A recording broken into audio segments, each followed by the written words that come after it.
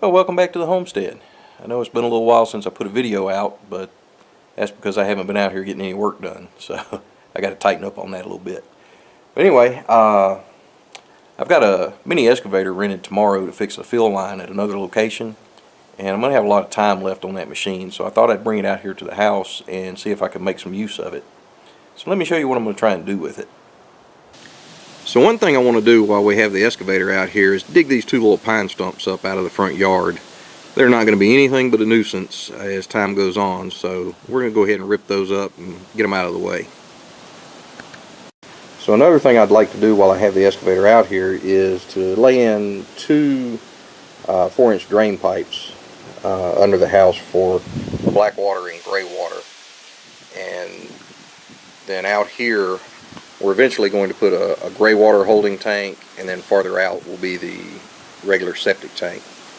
Initially we'll probably hook everything up just to the septic tank because the gray water tank won't be in place right off, but I'm going to go ahead and rough the line in while I'm doing the digging.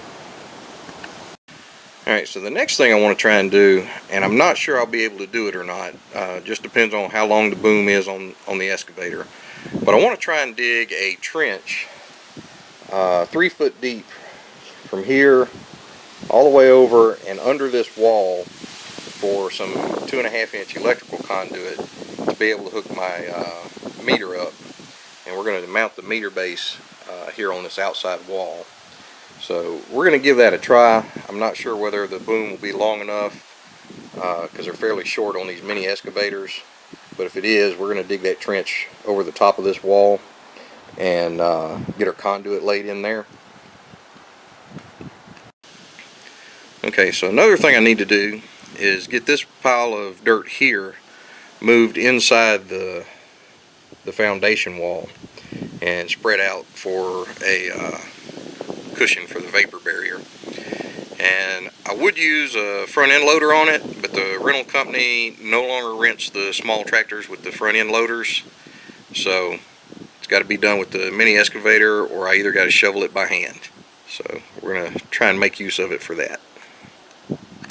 Alright, well, like I said, I hadn't been out here a whole lot lately, but I have been out here a little bit, and I've been working on a couple of things. So let me show you what I've been doing the few hours that I do get to sneak out here and get a little work done. Alright, so one of the things that I've been working on is trying to get the last few pieces of fascia board primed and painted on both sides. I've got 2 pieces of the gable that still have to have fascia board, and I've got 2 dormer pieces that still have to go up. So that's the last 4 pieces of fascia, and I've been getting those, like I said, primed and painted. And then let me take you upstairs and show you what I'm doing there. Alright, so we're not real far away from being able to put subfloor down in the upstairs area here. But one thing I've got to do before I can is I've got to get blocking put in between all of the trusses. And you can see here I've already got some of it in. I've pretty much got this entire row from side to side on the house done. And then I need to put in another row here in the middle of the house and another row there at the far side. And then once those 3 rows of blocking are in, then I can start getting my subfloor up here to put down. Alright, well, that catches you up. Like I said, I haven't gotten a whole lot of work done out here because I haven't been here.